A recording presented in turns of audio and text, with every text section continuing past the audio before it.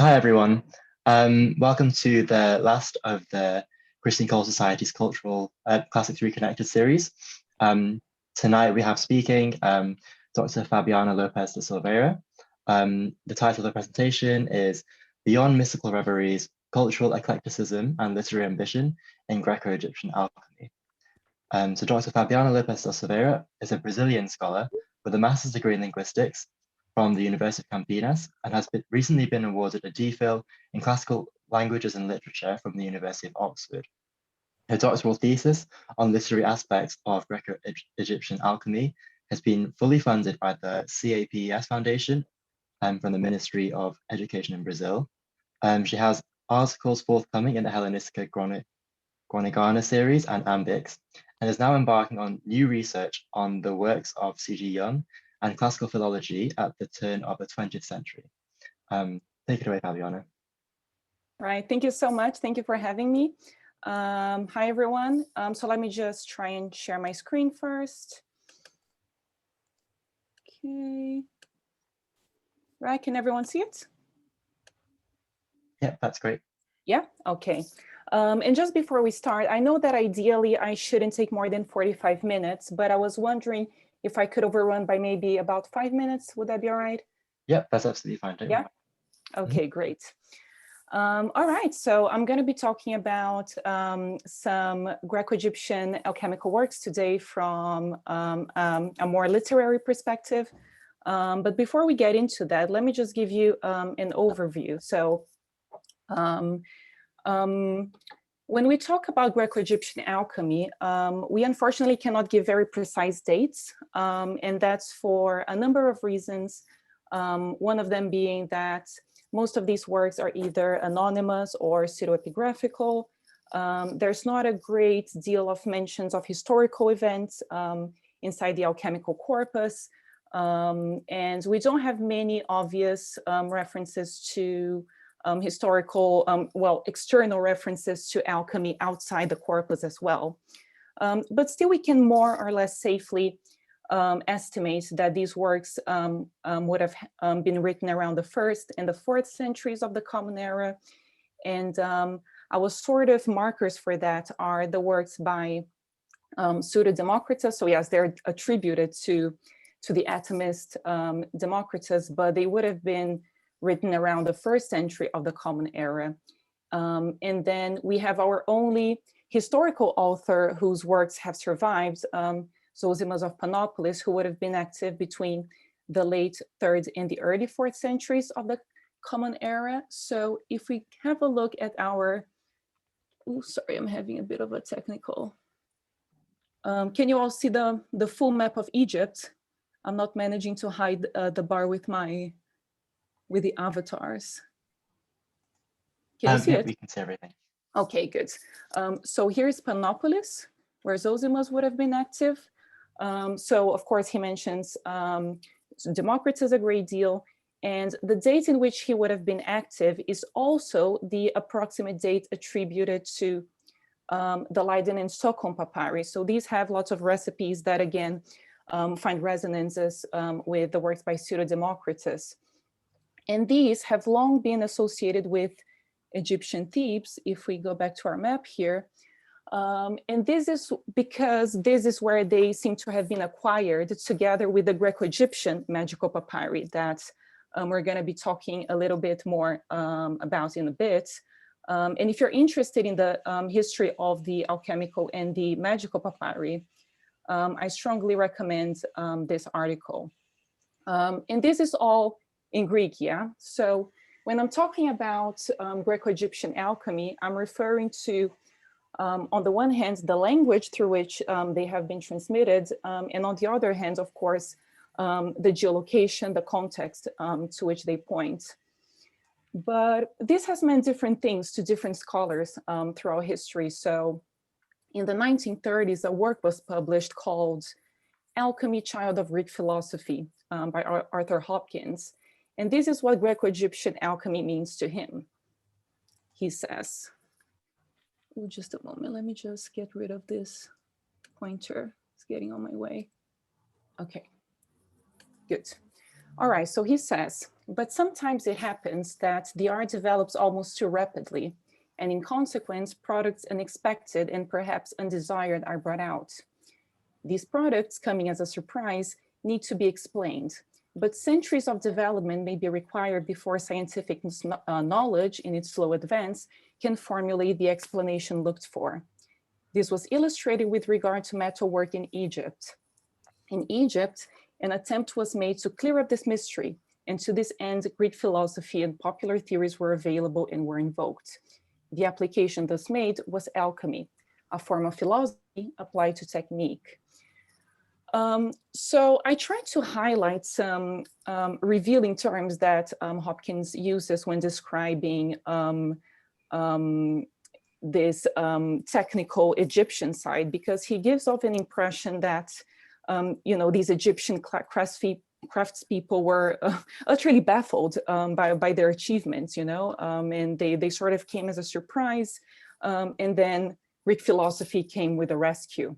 Came for the rescue, right? To illuminate them, sort of. So you have this narrative of ancient alchemy being essentially this combination of the contributions of competent but clueless Egyptian craftspeople and Greek philosophers with a capacity for abstraction, right?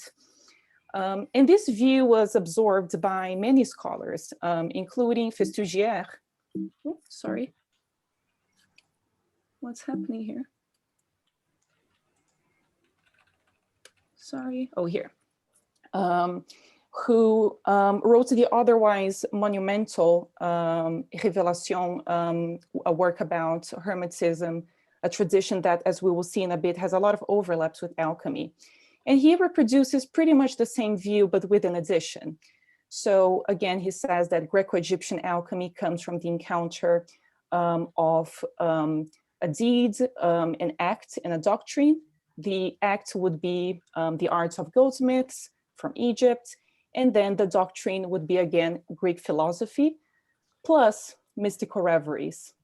Now, this was the bit about these works that interested me the most, because if you look at these statements, especially the one by Hopkins, I think you might get a sense that these works are probably these long-winded treatises about how the four elements come together, and the hot and the cold and the moist and the dry and so on.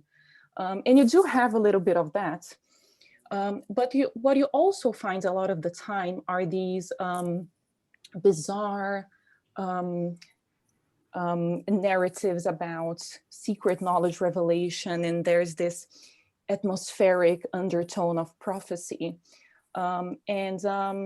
And while Festugière does acknowledge that, this great stress on technique and on philosophy tends to lead scholars to sort of rush through these narratives, thinking that they're nothing but instructional pamphlets in disguise. They are just codes to be cracked so that we can get to the technique, so that we can get to the philosophical principles, presumably hiding beneath the surface. But the more I looked into that, these narrative bits, there seemed to be a lot of energy put into them, and they seem to be clearly engaging with a number of themes and traditions that were circulating in the Mediterranean at the time, including Egypt. So this is what I'm going to be talking about. So I'm going to start with a letter from Isis to Horus, anonymous work, or by pseudo-Isis, if you will. And it is in fact written as if it was a letter from the Egyptian goddess Isis to her son Horus.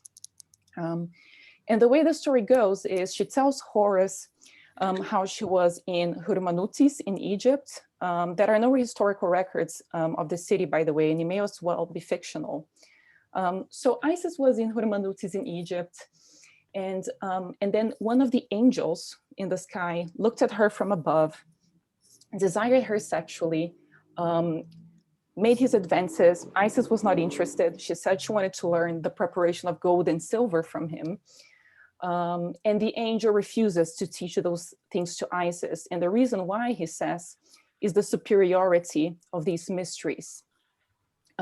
But he does tell Isis that on the next day, another angel mightier than him called Amniel would come, and that he would be able to teach those things to her. So on the next day, Amniel arrives, also desires Isis sexually.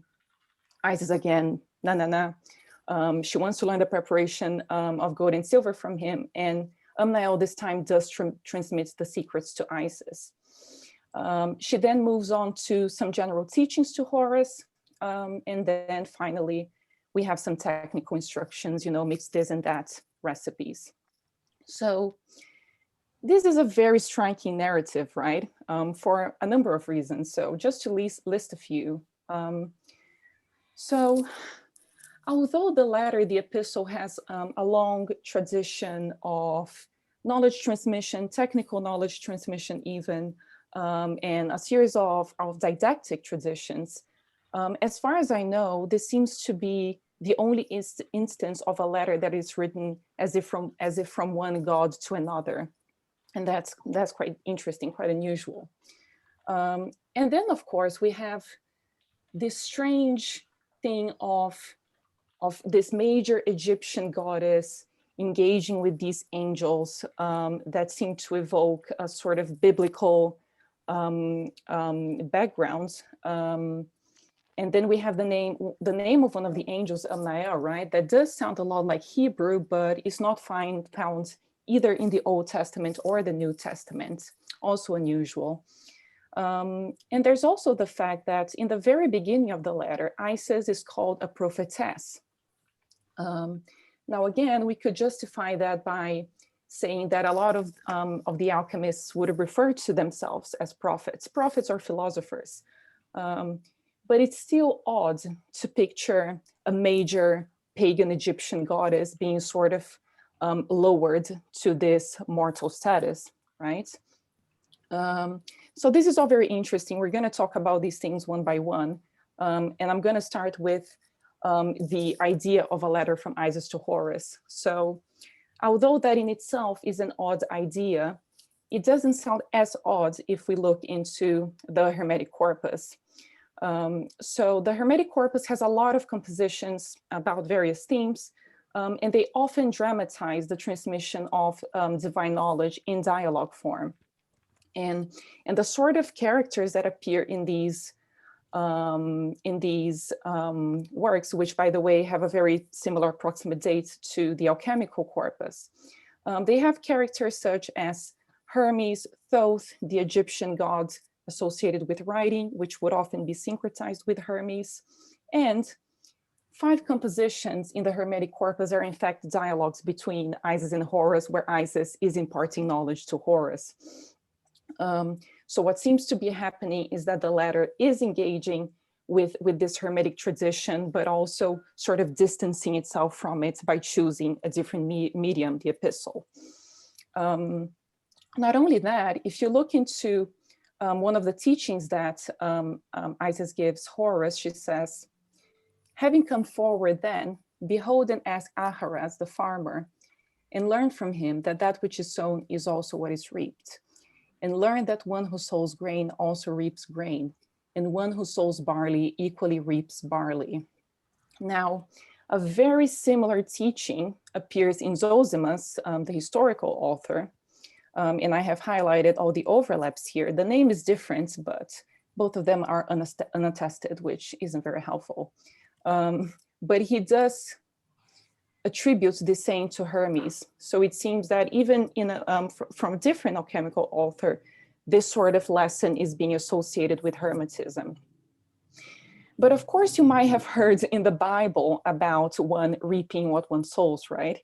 And I'm going to come back to this later, to this sort of conflating of Hermetism in scripture when we talk about Zozimos.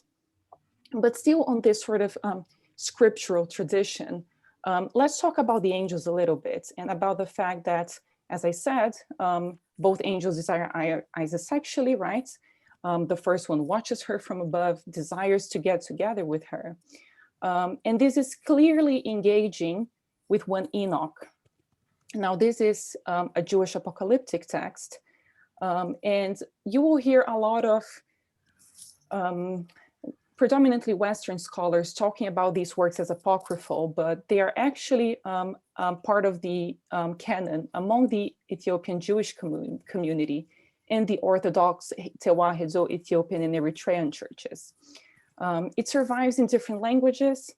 There are bits of it that survive in Aramaic, in the so-called Dead Sea Scrolls, that are bits of it in Greek, but it survives more profusely in Ge'ez, also known as Classical Ethiopic, for obvious reasons, right? And I brought a passage from the Greek with a story that goes like, "And when the sons of men multiplied, it happened in those days that they begot youthful and beautiful daughters, and the angels, sons of the sky, saw them and desired them. And they took them as wives for themselves, and they taught them the use of drugs, spells, the cutting of roots, and showed them plants. And Azael taught humankind how to make daggers, weapons, shields, and breastplates, and he showed them metals and metalworks, and all sorts of select stones and tinctures." So here, not only do we have this story about angels desiring women sexually, this appears in Genesis in any way, but we also have an angel with a name that sounds very similar to Amnael, teaching humankind metalwork.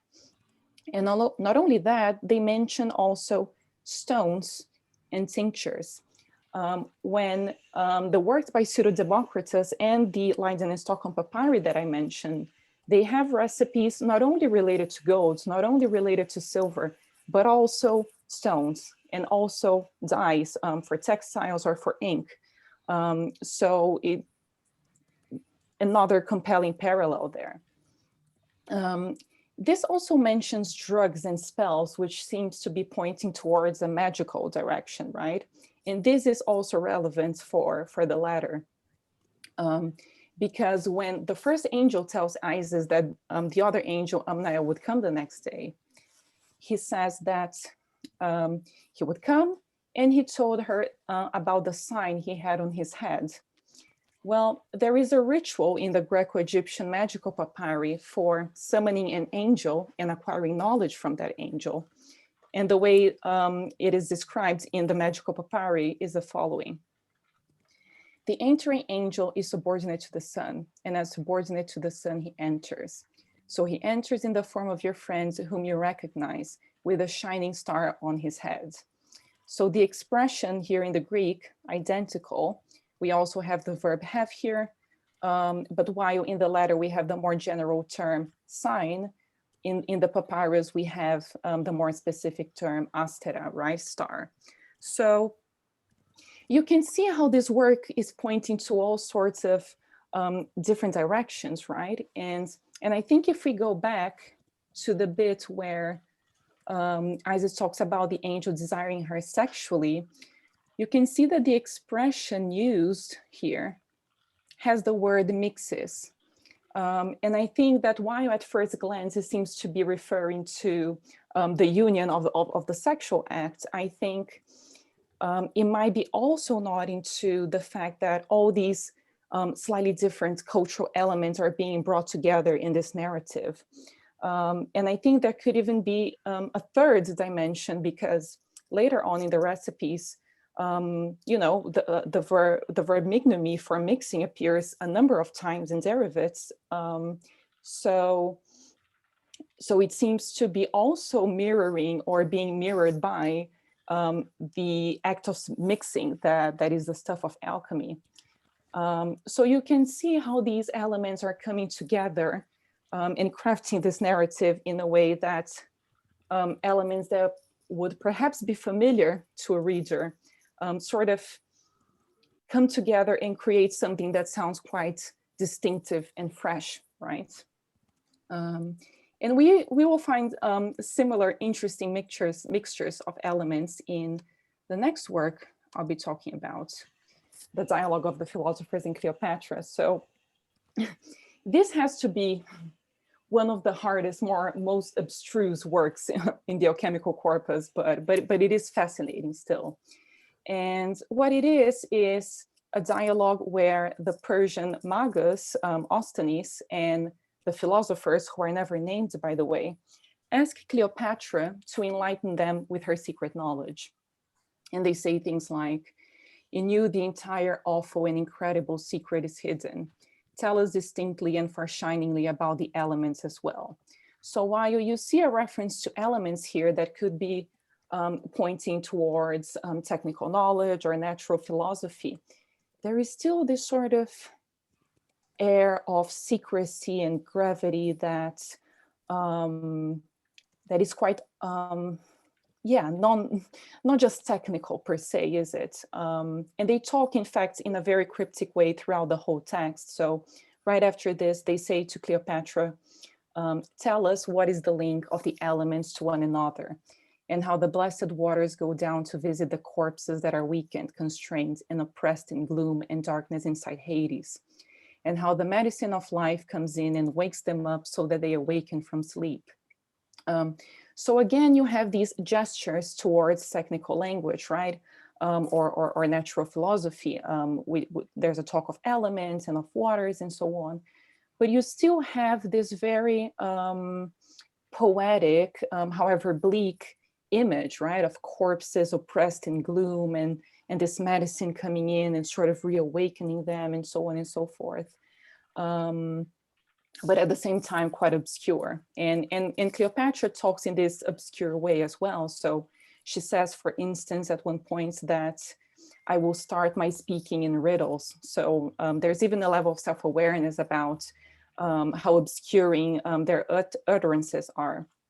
Now, this might not be necessarily what you expect if you come across, you know, a dialogue involving philosophers that is written in Greek. I guess the easiest shortcut is to think about the Platonic dialogue, but you're clearly not encountering the sort of witty cross-questioning that maybe one would expect.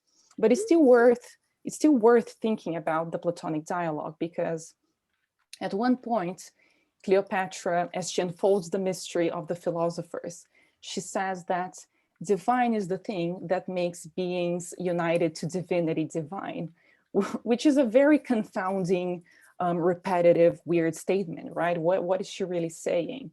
But it still sounds a little bit like Diotima talking about love to Socrates in Plato's Symposium, where Diotima says things like, she talks about the engendering and bringing to birth that results from a man and a woman uniting as something immortal within a mortal being. So you have this overlap of unity being associated with divinity, and this and many other things that Diotima says in the dialogue remain puzzling to scholars up to this day, right?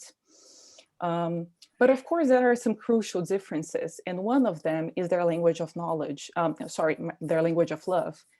Because while Diotima talks about love as eros, Cleopatra will say at one point, body, soul, and spirit have all united in love, and the word that she uses is agape, which is in fact the word for brotherly love and the love of God at several passages in the New Testament. And even the exact expression that Cleopatra uses in agape appears a number of times in the New Testament too.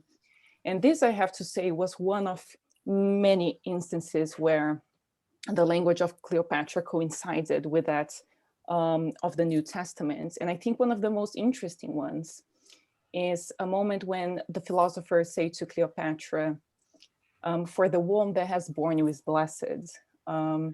And this is quite interesting because in Luke, a woman in a crowd addresses Jesus with the exact same expression. And I find this reversal quite interesting as well. How here we have a woman in the crowd addressing male Jesus in this way.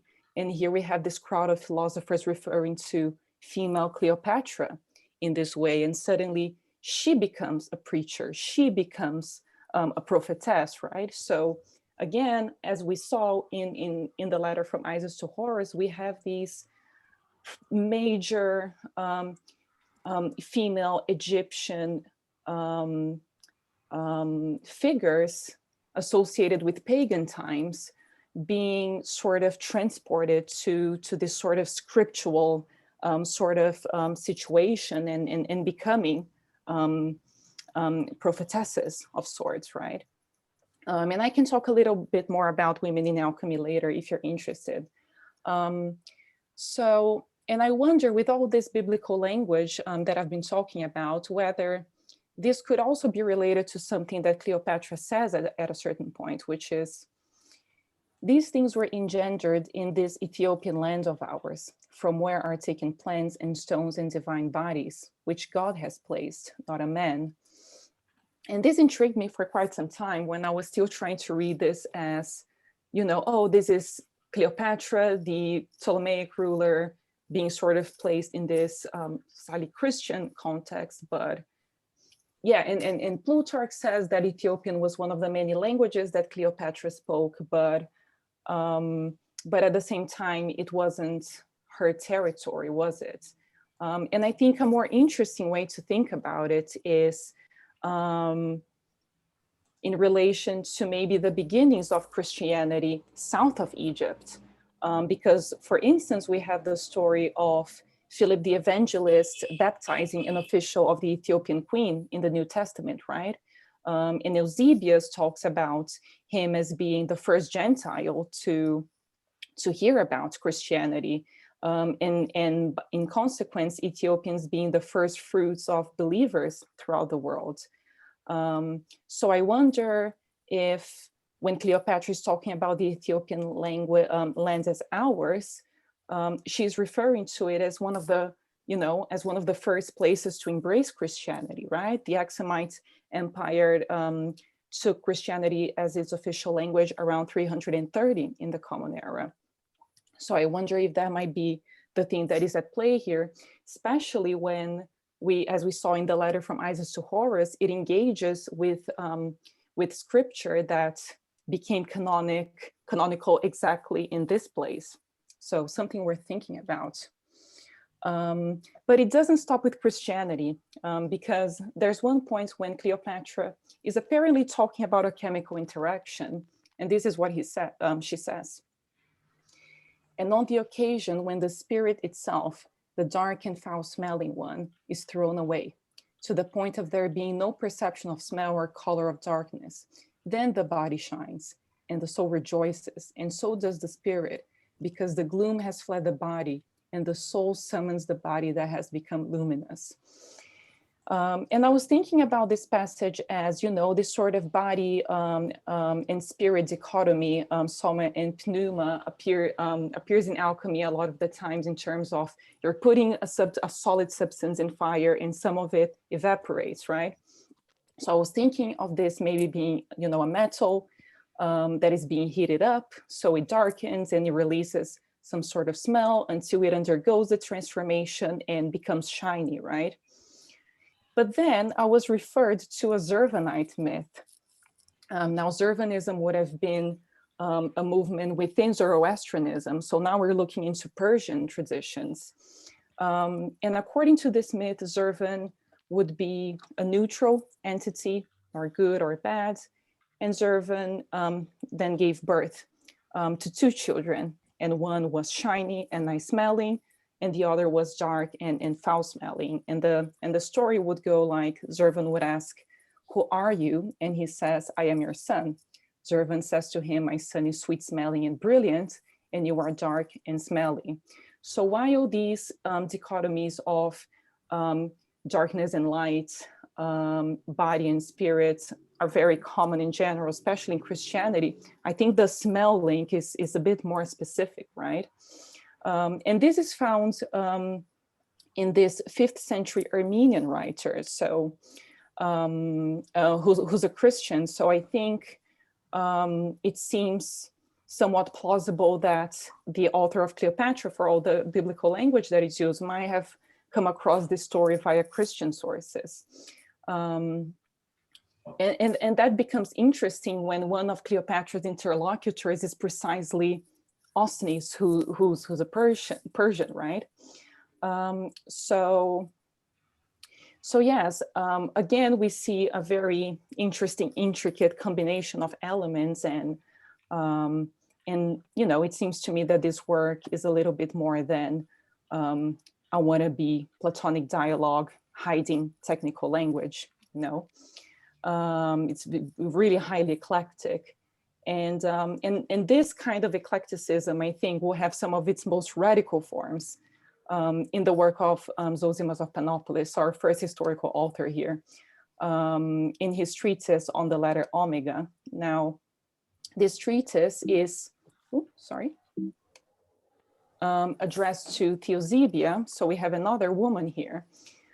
And this treatise talks about a number of things. I think you have probably noticed at this point that among these alchemical authors, more is more, right? But one of the things he talks about is the first human, and how the first human would have an inner human who is spiritual, intellectual, and an outer human who is made of flesh, earthly. And the way he talks about the first human is, he says the first human is called Thoth among us and Adam among them. So Zozimos is clearly positioning himself as an Egyptian here, right? But at the same time, he's trying to say that, oh, we're all talking about the same thing, but with different words, And he keeps doing that again and again. So he brings the Greeks in at one point, saying, but the Greeks call the earthly Adam, so the outer man, Epimetheus, who is advised by his own intellect, that is his brother, Prometheus, not to take gifts from Zeus. So Prometheus will be the inner spiritual man. The gift being Pandora, who will be associated with, I guess you can see where it's going, or, well, maybe not. My brain has been sort of altered by these texts throughout the years. He says, Zeus sends him Pandora, whom the Hebrews call Eve. For Prometheus and Epimetheus are one man according to the allegorical discourse, that is soul and body, inner and outer, right? So you can see how Zozimos is sort of obsessed with what is called what by whom, but at the same time trying to negotiate and find correspondences among these cultures, right? And really worried about language here and the way it is used. And this can take a slightly more playful direction at another passage.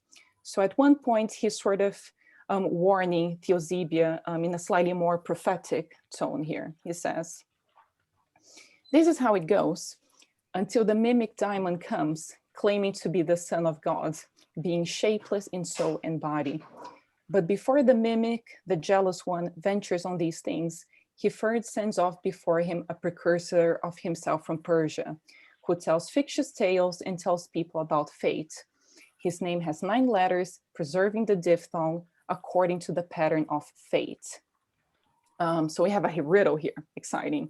And many scholars have tried to solve it. And one of the solutions proposed is that this would refer to Mani from Manichaeism, because one of the possible spellings for his Greek name, in fact, has, I know that dog, in fact has 9 letters and a diphthong. And what some people have speculated is that this could actually, well, Zozimos wouldn't have wanted to say this name explicitly because this would have been around the time when Diocletian banned Manichaeism, so maybe for censorship reasons. But then slightly later, Zozimos says, these things are said only by the Hebrews in the sacred books of Hermes.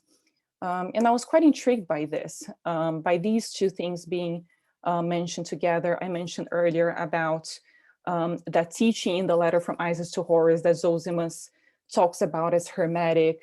We find something very similar in the Bible and so on. So I was wondering how these two things could maybe be connected. And the place to look at, I think, is the Nagahamadi Library. And by that, I refer to those treatises in Coptic that were found in a sealed jar in 1945 in Nagahamadi in Egypt. So if I just go back to our map very quickly. So here is Nagahamadi, and here is Panopoulos, where Zozimos would have been, so not that far. Let me just go back to that slide here. Yes, and this collection actually has both scriptures and Hermetic treatises. Some of the documents that were used as cartonnage to stiffen the leather covers of one of the codices includes monastic letters. So there's a lot of speculation about these works sort of pointing to monastic life, Coptic monastic life in Egypt. And I also find it quite interesting, this idea of fourth century Egyptian monks being eclectic readers of scripture and Hermetism, because it seems very similar to the kind of reader these alchemists seem to have been, right? So that's something to keep in mind. And then one of the most prominent books in works in the Nagahamadi Library is the Secret Book of John. And many scholars have pointed out many interesting overlaps between this work and the Zozimos treatise. For instance, there's a theme of humankind being enslaved by fate. We saw Zozimos mentioning fate a couple of times earlier, clearly a loan from the Greek here. These are translations from the Greek.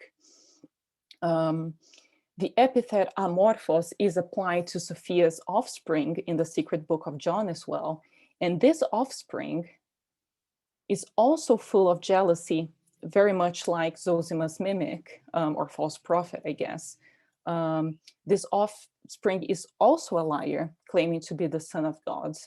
And most conveniently, this is also a 9-letter word that has a diphthong, with the advantage of the diphthong falling on the first syllable, very much like fate. So if we go back to the Zozimos passage, when he says his name has 9 letters, I wonder if he's referring to the precursor from Persia, possibly Mani, or the mimic himself, or if even it could be ambiguously referring to both, you know, and that could be a double solution to the riddle, Manikaios and the offspring from the Book of John. Something interesting to think about. But now we've been talking about censorship, right? About how Manichaeism was banned at the time. We also hear of, in the Suda, about Diocletian banning books on Chemia, on alchemy around that time as well.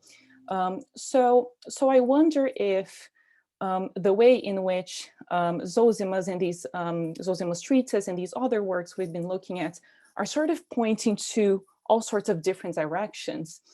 If that isn't, or if it's not just a matter of stylistic preference or a sort of cultural intersection these authors might be occupying in late antiquity, but that it might have something to do with the pressures of writing under censorship, and how by maybe referring to everything, you sort of don't commit to anything, you know what I mean, as a form of self-protection. And even if that's the case, I think they dealt with it in a very inventive way. So to conclude, I'm going to talk about one of Zozimos' dreams. He has this really baffling and really fun dream sequence. And the first of the dreams is this one.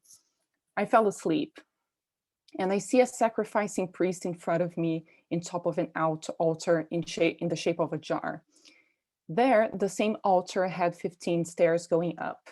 There the priest stood, and I heard a voice coming from above, saying to me, I have fulfilled my going down the 15 dark glimmering steps, and my going up the steps blazing with light. And having listened to the voice of the one standing in the jar altar, I begged to learn from him who he was. And he answered with a weak voice, saying, I am Ion, the priest of the innermost centuries, and I am suffering an unendurable act of violence, which he then graphically describes. So this is all quite interesting, how we have this sort of altar in the shape of a jar, which is, quite paradoxical in the way actual dreams are. We have the 15 stairs.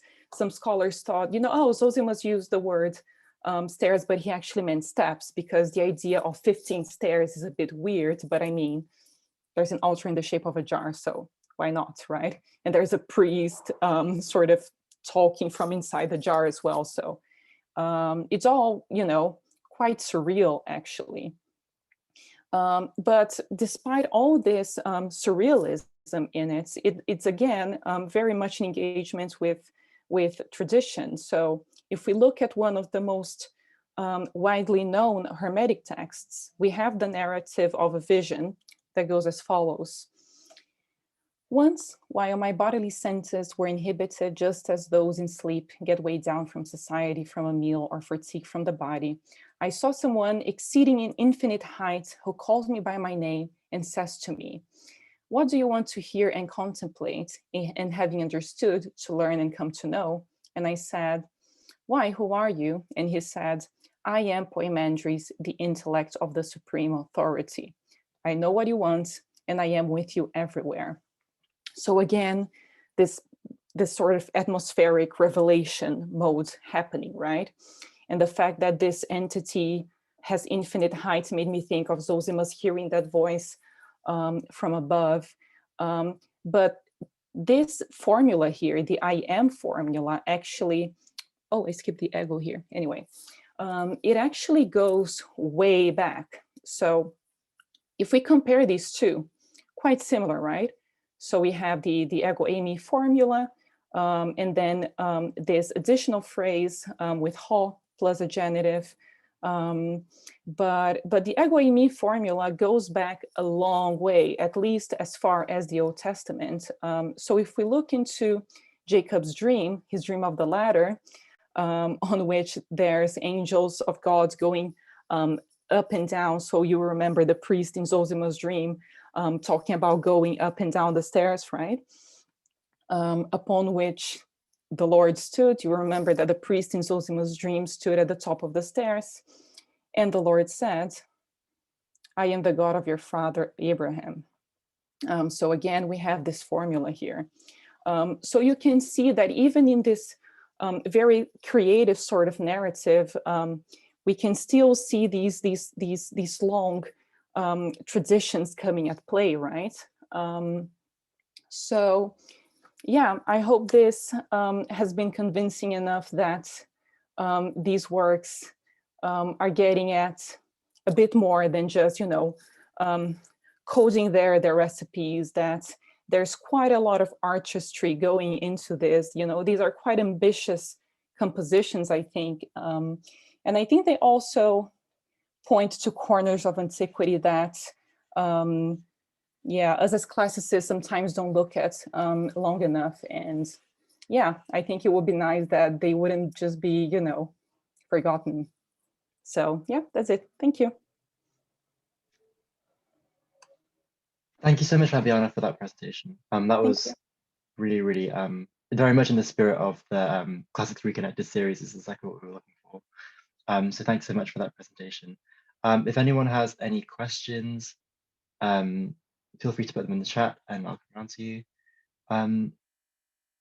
I guess my first question is very big, which is something that I was thinking about while you were speaking, is like you brought in a lot of like biblical texts, which is something that we, like I certainly in my own undergraduate career, we've never, it's a very arbitrary delineation between, biblical studies and classics, even though, they're contemporaneous, or like they're both ancient.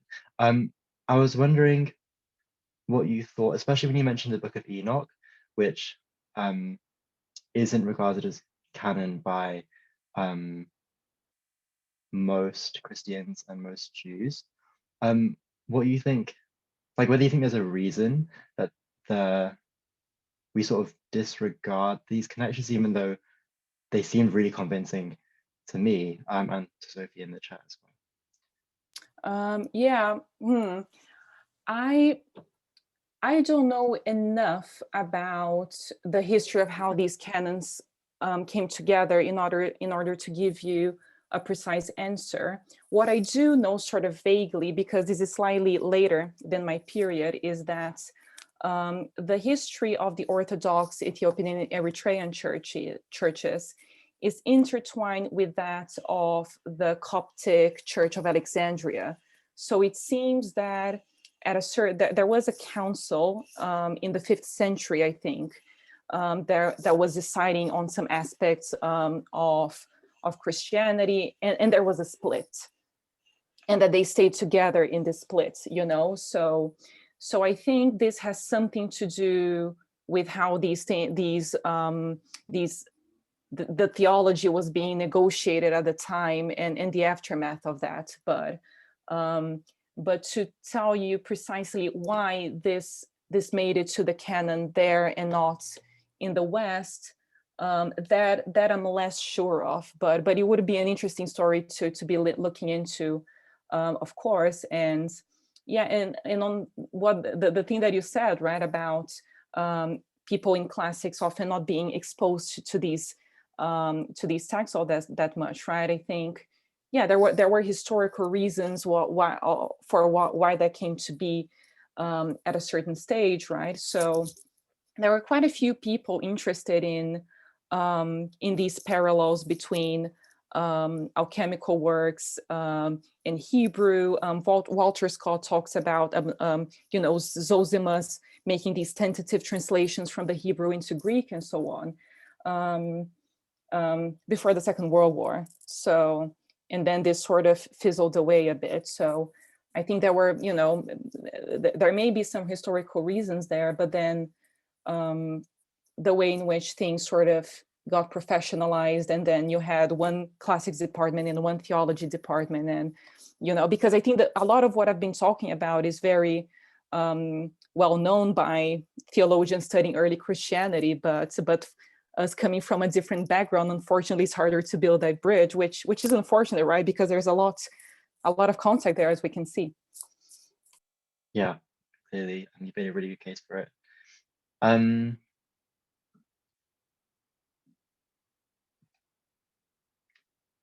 The other thing, I don't want to take up all the time with my own questions. So if anyone has any, feel free to put them in the chat, will come up. The other thing was really interesting was in the dialogue of the philosophers in Cleopatra, the positioning of Cleopatra as a prophet, and the way that was it from Luke that you took the other line from? Oh, you're muted. The reverential thing of the womb. Yeah. Yes. And you mentioned like about, I guess was it like the general positioning of women in alchemical texts? Yes. Well, which is interesting, right? Because even the expression is referring to the womb, which is somewhat interesting, maybe. But as I said, that treatise by Zozimos is addressed to a woman, Theosebia, which seems to have existed. It seems that she was a sort of, rich patron. Defoe just wrote a book about it. That would be paying Zozimos to teach her alchemy in correspondence, or I don't know how.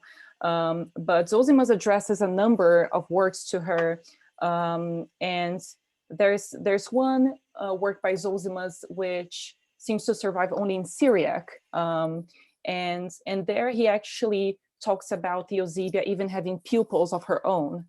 And if we think about that, and if we think about the fact that one of the most prominent authorities in ancient alchemy seems to have been Maria, who seems to have been Jewish. And so that's where we have the expression Bamahi, for example, right? And the technique for heating things up without direct contact with the heat. None of her writings survive, unfortunately, but Zozimos talks a great deal about, you can look at that into Maria's writings. And if we think about how in the letter of Isis to Horus and in Cleopatra, we have women being placed as the knowledge holders.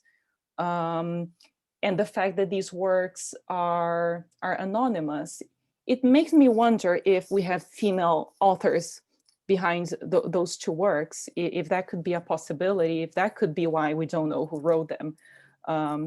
But I do get a sense that because, as I said, there was this ban on books on Kemeia, and a lot of this seems to be happening at a time when Christianity was not the norm yet, and there's engagements with magic that, you know, was not normative in under the Roman Empire, and I guess it's safe, very much normative either, that I don't know, maybe these alchemical authors were sort of occupying certain cracks in society that would maybe allow more for women to participate. This is all very hypothetical, of course, but I think the fact that Maria appears as such an authority and Theosebia appears in a lot of Zozimos writings could maybe be showing there's something going on there. Thanks so much. Thank Adir and Kayo, I hope I'm pronouncing that correctly. Since you guys are up, do you have any questions for Fabiana? Oh, okay, cool. I just turned on the camera to participate. Sorry. Yeah, no worries. That's completely fine. Oh, Sophie. Hi. So I guess I don't necessarily I haven't been able to formulate this question in like a coherent way for the past minutes, but I guess to what extent it's like I'm getting the sense that alchemy sort of or identifying as an alchemist sort of connects you into like a community of sorts, and even though it was very secretive, sort of under the radar community because of higher powers, I suppose, it was a sort of community in a sense nonetheless. And I guess how, and I kind of also get this sense that it functioned as a religious sort of community. I guess my question is to what extent was it a religious community, and to also to what extent did alchemists, how were they able to connect with each other given circumstances? Wow, yeah, that's one of the big questions that we're still trying to answer. And it's also the question of Hermetism, you know, because we have this this literature that in some ways seems even more properly spiritual or religions as such than alchemy, but because all we have are the works as of now, you know, it is really difficult to, you know, they haven't buried up, unearthed a temple for Hermes Trismegistus yet, you know what I mean? So that makes things harder. So one scholar, Grimes, argues that Zozimos was a Hermetic Egyptian priest working in the House of Life, which is not impossible, but first of all, we don't have any evidence that these so-called Hermetists had priests, or that, and not enough evidence, I think, to say that, you know, Zozimos had a, you know, big position in a big temple or something like that. But what does seem to happen in terms of places, this is a bit of a mystery, but Zozimos at one point tells Theosebia about how he saw this broken apparatus in a temple in Memphis, you know, and at another point, I think this is in the Syriac corpus, he tells something to Theosebia about, you know, how she gathers with her pupils and shares her sort of handbooks and this sort of thing. There's another bit where Zozimos talks about, oh, this, by the way, I don't know, I don't remember if he says the ancients. Sometimes they refer to them, to the previous authors, as the ancients. He says that they wouldn't even, you know, talk about this secretly with pupils, but they would actually make gestures, which is insane. and there are studies about how, you know, they never talk about a lab. Like, where were they doing these things? Where were they meeting? And Zozimos gives these clues about temples. So I'm wondering if it's something that could secretly take place at temples with different official purposes, but that's where, you know, they would gather and share this knowledge. So, and, you know, Martelli talks about how, yeah, we don't have a lot of references to these spaces. And Zozimos, a lot of the time, you know, he mentions a temple here and there, but he's often talking about his books. There seems to be a very bookish side of it that does not necessarily entail people, in fact, coming together. So yeah, there's a very long-winded answer to say it's all really muddled, but maybe they were meeting in sort of unofficial places for that purpose. Would be would be the shortest answer. As of them being a religion, I think, well, religion is a complicated word, right? Because I think it implies convention, it implies orthodoxy, and I don't think that's necessarily the most accurate word for what's happening, because I think religion tends to, over time, sort of repress eclecticism of sorts, right? So I think it is.